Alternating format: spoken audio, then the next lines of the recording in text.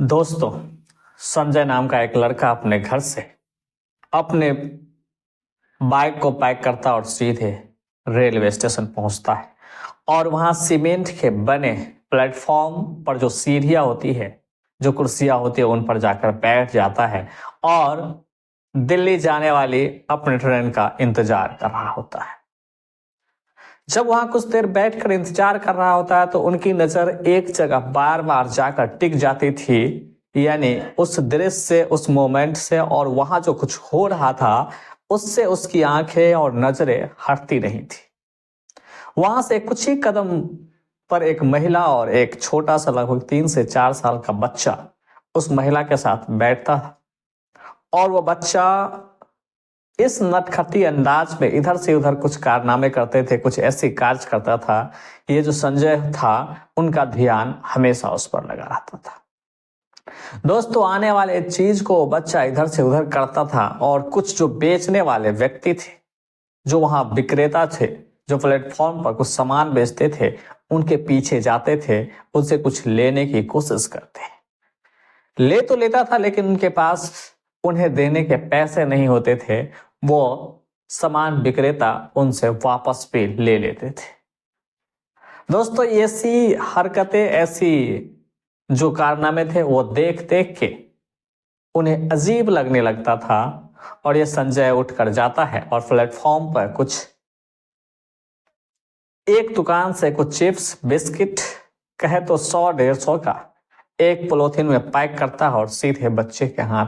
दोस्तों, बच्चे ये लेकर बेहद खुश हो जाते हैं और खुश होकर सीधे उस महिला के पास जाता है और जो ये महिला की नज़र उस पर पड़ता है कि उनके बच्चे को जो वो आदमी खरीद के दे रहा, और वो इसे भी पहचान जाते हैं और उस बच्चे से सिर्फ एक चिप्स हाथ में देता है, बाद बाकी पूरा पॉलिथीन लेकर उसी इंसान के पास आता है, यानी उसी संजय के पास आता है और उन्हें दे देता है। कहता है, ये इन्हें रख लीजिए, बच्चे की तो आदत ही यही होती है, हर चीज मांगना, हर चीज खरीदना, हर चीज खाना, कितना भी करे कम ही होता है। मैं इसे खिला पिला कर ही लाई हूँ और इतनी जल्दी उन्हें भूख लग गई, इनका ऐसे अंदाजा नहीं था और ये एक नाटक कर रहा है और इनकी आदत ही यही। ये तमाम बातें इस महिला के द्वारा उन जो एक लड़का होता है संजय, उन्हें बताया जाता, समझाया जाता है। तो संजय कहता है, कोई बात नहीं, अगर मेरे द्वारा दिया गया सामान से अगर वो खुश है तो इनसे मुझे भी खुशी मिलती है और मुझे कोई एतराज नहीं है, इन्हें रहने दीजिए। दोस्तों, महिला के बार बार इनकार करने के बावजूद भी वो लड़का बच्चे के हाथ में वो पूरे पॉलिथीन का जो बैग होता है जिसमें सामान भरा होता है, वो दे देता है। अब उस बच्चे का उस संजय के साथ एक अच्छा लगाव हो जाता है, अच्छी बातचीत होने लगती है। जब देख रहा है कि वो बच्चा अब संजय के साथ काफी घुल मिल गया है, खेलने लगता है, तो वो महिला भी धीरे धीरे उसी के बगल में आकर बैठ जाता है। दोस्तों, बैठने पर संजय की नजर अब सीधे उस महिला पर जाता और पूछता है कि आप कहाँ जा रहे हैं। तो वो कहता है कि उन्हें दिल्ली जाना है और वो टिकट भी दिखा देता है और जनरल डिब्बों का टिकट होता है। प्लेटफॉर्म धीरे धीरे लोगों से खचाखच भर रहा था और सभी यात्री दिल्ली की तरफ के लिए ही उसी ट्रेन का इंतजार कर। दोस्तों, फिर ये जो संजय होता है उस महिला से कई सवाल जवाब करता है और कहता है कि आप कहाँ रहते हैं, क्या काम करते हैं और कब से दिल्ली में रहते हैं। ये तमाम सवाल थे, लेकिन महिला इन सवालों का जवाब सिर्फ एक ही देता है कि मैं पहली बार जा रही हूँ, मैं कोई भी काम नहीं करती हूँ, कहाँ रहती हूं इनका मुझे कोई ठिकाना नहीं है। तो संजय ये जवाब सुनकर बेहद हैरान हो जाते हैं, थोड़ी सी अचंभित होता है कि ये कैसा अटपटा सा जवाब है। और क्या वो महिला द्वारा स्पष्ट किया जाता है, कहता है कि मैं पहली बार जा रहा हूं और इसलिए जा रहा हूं कि मेरे पति जिस कंपनी में काम कर रहे हैं उस कंपनी में कुछ फॉर्म फिलअप करना है और वो पीएफ के पैसे मेरे अकाउंट में आ जाएंगे और मुझे मिल जाएंगे। सिर्फ इसी वास्ते में दिल्ली जा रही हूँ।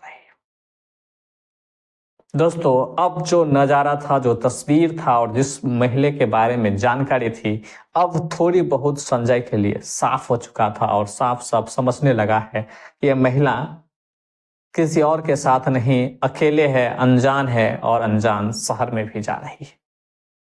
कुछ ही समय में ट्रेन प्लेटफॉर्म पर आ जाता है और जो संजय होता है उनके पास थर्ड एसी का कंफर्म टिकट होता है और महिला जनरल डिब्बों की तरफ रुख करता है और संजय अपने सीट पर जाकर बैठ जाता है।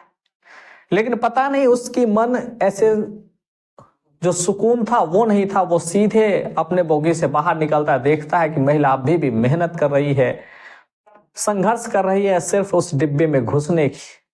इतनी ज्यादा भीड़ है, अगर घुस भी जाएगी तो बैठने की कोई गुंजाइश ही नहीं है और घुसने की भी थोड़ी बहुत मुश्किल है। तब संजय सीधे उस महिला के पास जाता है, कहता है कि चलिए मैं आपको सीट देती हूँ। हालांकि अगर कोई जानने वाला, पहचानने वाला और उधर समझने वाला उस भीड़ में कोई एक शख्स था तो वो सिर्फ संजय ही था। दोस्तों अब संजय उस महिला को लेता और सीधे एसी के बोगी में जाता और वहां बैठ जाता है और संजय जो कंफर्म सीट था उसी पर बैठ। दोस्तों अब उसी सीट पर वो महिला है, संजय है और छोटा सा बच्चा भी है। कुछ ही समय के बाद खाने पीने की चीजें खरीदता है और संजय खुद भी खाता है, महिला को भी देता है और बच्चे भी बड़े ही एंजॉय के साथ उनकी सफर अब कट रही थी। लेकिन कुछ ही पल में एक और मुसीबत आ जाती है जो होता है टीटी। टीटी आने के बाद सभी की टिकट को दिखाया जाता है, चेक किया जाता है। तब महिला के पास जाता है तो महिला सीधा जनरल डब्बों का टिकट दिखाता और कहता है यही। तो टीटी गुस्से से लाल हो जाता और कहता है कि ये टिकट इस डब्बे का, इस सीट का नहीं है, आपको जनरल डिब्बों में होना चाहिए। तो संजय कहता है कोई बात नहीं, आप इनकी टिकट बना दीजिए और जितना भी पैसे लगेंगे मैं देने के लिए तैयार हूं। दोस्तों उसी महिला के सामने में एक टिकट बनवाता है और लगभग 1800 से रुपया उन्हें दे दिया जाता है। अब उस महिला का जो संजय के प्रति विचार था वो पूरी तरह से बदल चुका था कि यानी इस ट्रेन में, इस दूर शहर में अगर दूर दूर तक न तो उसे जानने वाला, कुछ पहचानने वाला, ना मदद करने वाला कोई है, तो बस सिर्फ एक ही इंसान है, सिर्फ और सिर्फ वो संजय। दोस्तों अगर घर से दूर अगर आपको थोड़ी सी मदद करने वाला भी कोई मिल जाता है तो समझिए अपना है, कोई खास है, कोई बहुत ही करीब है। तो इसी तरह ऐसे इस महिला के होता है और महिला उस पर विश्वास करके अपने सारी दुखड़ा, अपनी सारी बात और अपने बारे में जितनी जानकारी थी सभी संजय के साथ शेयर कर देता है और कहता है कि वह किस तरह दिल्ली जा रहा है और किस तरह उनके परिवार में विवाद भी है और किस तरह से उनकी जिंदगी कट रही तमाम बातें संजय को बताता है और संजय बड़े ही गौर से सुनता है। दोस्तों फिर खाते पीते और इधर उधर करते हुए समय बीत जाता है और समय बीतने के साथ साथ वह सवेरे दिल्ली पहुंचता है और दिल्ली पहुंचते ही फिर संजय उन महिला से पूछता है कि आप कहाँ जाओ। बोलता है यही कंपनी का पता है और पूछते पूछते मैं उस कंपनी तक पहुंचूंगी और वहां उसी कार्यालय में जाऊंगी जहां से मुझे पैसे मिलने की उम्मीद है, जहां से मुझे काम होने की उम्मीद है। दोस्तों ये बात सुनकर संजय को अजीब लगता है कि एक इतने बड़े शहर है, कहां और किस से पूछती फिरोगी। यहां कुछ ही पलों में, कुछ ही कदमों पर भी कई सारे खतरे हैं। वो भी महिलाएं हैं, उन्हें बेच लिया जाता है, उसकी तस्करी की जाती है। कौन किसके साथ कैसा सलूक किया जाएगा इसकी कोई भी गारंटी नहीं है और पूरी तरह से अंदेशा है गलत हो जाने की। तो संजय कहता है ठीक है, आप थोड़ा सा विश्वास करिए और मेरे ऊपर यकीन करिए और मेरे साथ मेरे ही कमरे पर चलिए और मैं आपके तमाम वो काम जो आप करने के लिए घर से इतनी दूर आई है उसमें यथार्थ संभव मैं पूरी मदद करूंगा। दोस्तों ये बात सुनकर उन्हें बड़ी खुशी होती है कि उन्हें मदद करने वाला कोई न कोई उसे है जिन्हें वो अपने ही जगह से, जहां से वो आ रहे, उन्हें जान पहचान है। फिर उन पर विश्वास करती है, उसके कमरे पर आ जाती है और कमरे पर रुकने के बाद अगले ही दिन संजय उनको लेकर सीधे उसी कंपनी पहुंचता है जहां पर उनका पति काम किया करता है। दोस्तों कंपनी के फॉर्म फिलअप कर देता है और फिर पैसे की अर्जी लगाता है और जब अर्जी लगाता है और उससे जब जांच पड़ताल करती है तो वहां के जो कुछ ऑफिसर्स होते हैं, कुछ लोग होते हैं, जो स्टाफ होते हैं, वो बताते हैं कि इसमें जो नॉमिनी है वो जो उनका पति था, उनके पिता है, बल्कि पत्नी नहीं। तब उनकी पत्नी से पूछा जाता है कि आपकी शादी कितने साल पहले हुआ था। वो बोलता है लगभग 5 साल पहले। लेकिन उनका पति जो है लगभग 7 से 8 साल पहले तक उस कंपनी से काम कर रहा होता है, लेकिन उस समय उसकी शादी नहीं हुई रहती है। दोस्तों, तो उस समय उनका जो पति होता है वो नॉमिनी में अपने पिता का नाम लिख दिया रहता है। लेकिन फिर वो उनकी पत्नी यानी वो महिला अपनी तमाम दुख, तमाम बातें, तमाम वो चीजें जो वो कष्ट से पीड़ित है और इस तरह से अपनी जिंदगी गुजार रही है, तमाम किस्सा उसी स्टाफ को और उसी कार्यालय में सुनाता है। तो उन्हें बड़ी दुख होता है, परेशानी होता है और कहता है कि चिंता की कोई बात नहीं है, आप कुछ दिन के बाद मिलिए और आपकी समस्या का समाधान करने और आपको आपके हक का पैसा दिलाने के लिए हम पूरी तरह से मेहनत करेंगे। दोस्तों, एक उम्मीद की किरण जाग जाती है कि अब शायद उनका काम अच्छी तरह से हो जाएगा और अच्छे अच्छे लोगों से उनकी मुलाकात हो चुकी है। अब महिला सीधे उसी शख्स के साथ रूम पर आ जाता है और दिए हुए समय के साथ कुछ समय के बाद वो फिर उसी कार्यालय में पहुंचता है। कार्यालय पहुंचने के बाद उस दिन भी काम नहीं होता, उसे गोल मटोल दबा दिया जाता और बता दिया जाता है कि जो नॉमिनी है उन्हें बुलाना होगा, उन्हें बताना होगा, उन्हें समझाना होगा और उसकी कुछ डॉक्यूमेंट चाहिए, उनकी सिग्नेचर चाहिए, तमाम प्रकार के चाहिए, अदरवाइज ये पैसा निकासी नहीं हो सकता। लेकिन स्टाफ के द्वारा ये भी उम्मीद दिया जाता है कि हम लोग कोशिश कर रहे हैं, इतना कोशिश किए हैं, आगे भी कोशिश कर रहे हैं कि आपको पैसा मिल जाए।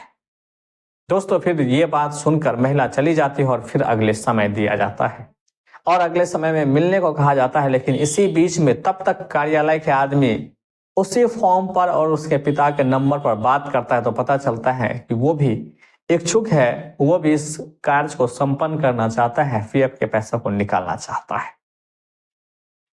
तो उसी कार्यालय के द्वारा उनके पिता को सूचित किया जाता है और कुछ दिन, लगभग सप्ताह बाद फिर से वो महिला कार्यालय पहुंचता है और कहता है कि उनके जो पीएफ के पैसे हैं वो बहुत पहले ही फॉर्म जमा कर चुका है, उनका क्या हुआ। जब वो फॉर्म खोला जाता है, निकाला जाता है तो पता चलता है कि उनके पैसे तो निकासी हो चुके हैं। उनके पिता सारे के सारे पैसे लेकर चले। दोस्तों, ये बात सुनते ही वो महिला रोने लगती है, बिलखने लगती है और कहती है कम से कम एक बार बता तो दिया होता कि वो पैसे लेने आ रहे हैं, मेरे हक के जो ही बनते, मेरे हिस्से के जो ही आते, कम से कम वो तो दे देते। और आते समय मैंने शायद उन्हें सूचना भी करी थी कि वो सभी लोग साथ मिलकर जाए, तो उन्होंने कहा उससे मेरा कोई लेना देना नहीं है, मुझसे कोई मतलब नहीं है। लेकिन इसी बीच में इन लोगों ने जैसे किया वह बेहद ही गंभीर है। रोती बिलखती देखकर संजय उनके पास आता है, कहता कोई बात नहीं, आप बात करके इन बातों को सुलझा लीजिए।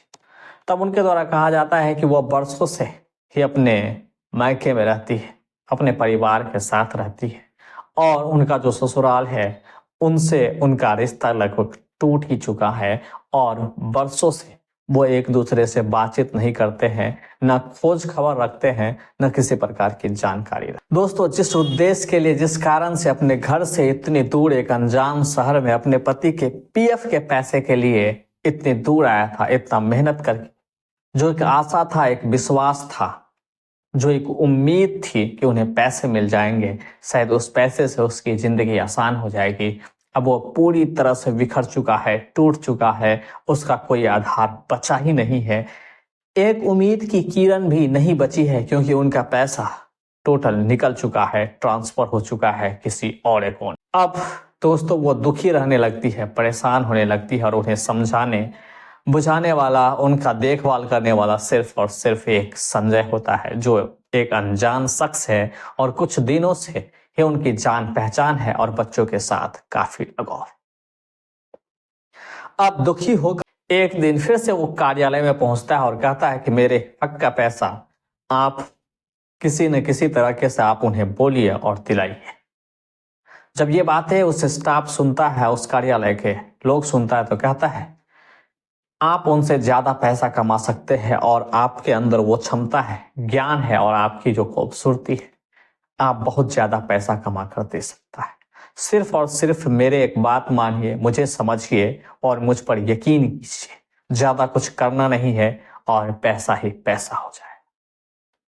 ये सब सुनते ही वो महिला भांप लेती कि धीरे धीरे उन्हें उसी दलदल और उसी कीच में धकेला जा रहा है जिन्हें लोग की जिंदगी नर्क से भी बदतर बना देता है।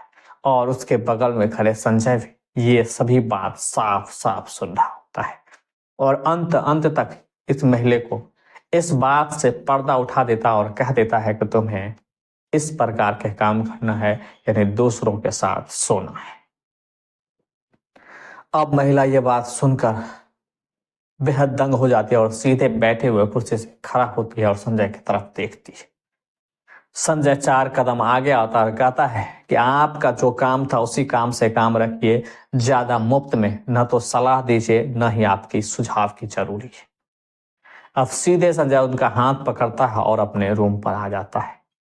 खाता पीता है, एक दो निकल जाता है, घूमता फिरता और किसी तरह अपने आप को शांत करता है, समझाता है कि जिंदगी सब चीज ठीक ठाक चल रहा है, न तो कोई उलझन है न कोई परेशानी है, जो होना था हो गया।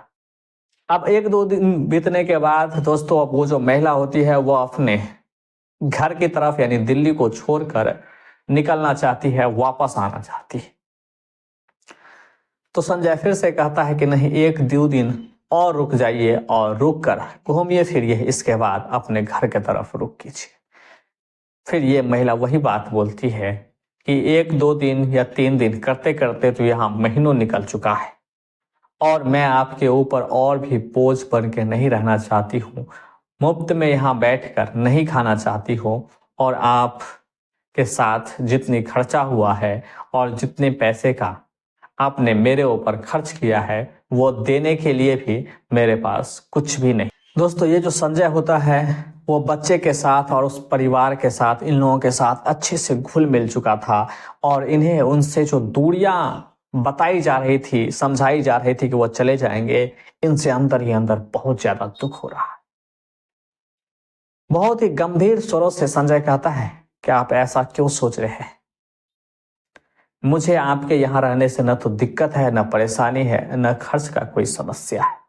आप थोड़े दिन क्या, जिंदगी भर यहीं रुक जाइए और यहीं रहिए और मेरे ही साथ रहिए। दोस्तों, ये शब्द सुनते ही महिला के अंग अंग, रोम रोम ऐसे खड़ा हो जाता है और एक उत्सुकता, एक अलग निगाहों से उन्हें देखता है और सीधे उनके हाथ पकड़कर संजय खींचता है और गले लगा लेता है। गले लगाने के साथ संजय कहता कि मैंने जब पहली बार ही आपको रेलवे स्टेशन पर देखा था, एक दफा देखते ही आप मुझे पसंद आ गई थी और मैं जो ही आपकी कहानी सुनी और घटना सुनी तो मुझे सुनकर बेहद दुख हो गया। तब मैंने फैसला कर लिया कि मैं आपको अवश्य ट्रेन में ये बातें बोलूंगा और आपके साथ जिंदगी गुजारने के लिए मुझे कोई तकलीफ नहीं है, बल्कि आपके साथ खुशी होगी, क्योंकि आपके अंदर वो क्षमता है, वो जज्बात है, जो घर से अकेले निकलकर हिम्मत के साथ आगे बढ़ने की वो जुनून भी है। अपने और अपने बच्चे के प्रति इतनी हिम्मत और संघर्ष देकर मेरे अंदर को छू गया। इसलिए जब आपने बताया कि न तो मेरा कोई ठिकाना है दिल्ली में, इसीलिए मैंने आपको ट्रेन में नहीं बताया कि मैं अपने रूम पर ले जाऊंगा और वहीं पूरी अच्छी से बातचीत करूंगा और तब तक इतने समय में आप भी मुझे अच्छे से समझ। हमारे और आपके बीच में ऐसा कोई भी बात सीक्रेट नहीं है जो न तो आप जानते हैं, न मेरा छुपा हुआ कुछ बात आपके पास है। सभी बात साफ साफ है और मुझे आपके साथ जिंदगी गुजारने में कोई दिक्कत नहीं होती है। दोस्तों, उधर संजय के घर वाले भी उनके लिए लड़की ढूंढ रहा था, उन्हें शादी के लिए ढूंढ रहा था और ये बात जब कंफर्म हो जाती है तो ये दोनों मंदिर में शादी भी कर लेते हैं और खुशी खुशी अपना जिंदगी गुजारता है। और शादी और हर चीज होने के बाद अपने घर वाले को संजय फोन करता और ये तमाम प्रकार की जानकारी उनसे साझा करता है। तो पहले तो परिवार वाले शौक हो जाते हैं और उन्हें लगता है मजाक करता है, तब वीडियो कॉल करवा दी जाती है, दिखा दी जाती है। तो उन्हें कहता है ठीक, जो तुम्हारी खुशी जैसी इच्छा है उस हिसाब से, उनमें कोई दिक्कत नहीं होती है। दोस्तों घर वाले, फिर रिश्तेदार, परिवार और आसपास के लोगों में भी ये बातें फैल जाती है और किसी को इस रिश्ता से कोई एतराज नहीं होता है, कोई परेशानी नहीं होता है, क्योंकि जो रखने वाला होता है, जिंदगी गुजारने वाला होता है, वो उनसे बेइंतहा प्यार करने लगता है, मोहब्बत करने लगता है और प्यार और मोहब्बत में हर एक चीज जायज। दोस्तों वो जो महिला होता है उनका नाम सीमा कुशवाहा होता है और संजय एक दूसरे के हाथ पकड़ते हैं, मंदिर में साथ लेकर 7 जन्मों तक रिश्ता निभाने की तमाम वादे करते हैं और एक साथ जिंदगी गुजारने की कस्में भी। दोस्तों इस कहानी के बारे में आप क्या सोचते हैं, हमें कमेंट करके जरूर बताएं।